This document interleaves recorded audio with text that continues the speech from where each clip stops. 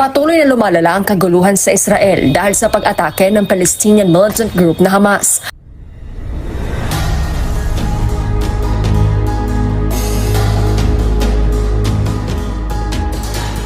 Ayon sa Israeli authorities, hindi bababa sa 700 ang nasawi, habang nasa 2,000 naman ang sugatan matapos magpakawala ng rockets ang Hamas mula sa Gaza Strip. Bunsod nito, pinapayuhan ng Embahada ng Pilipinas sa Tel Aviv na ipagpaliban muna ang mga biyahe mula Pilipinas papunta sa Israel.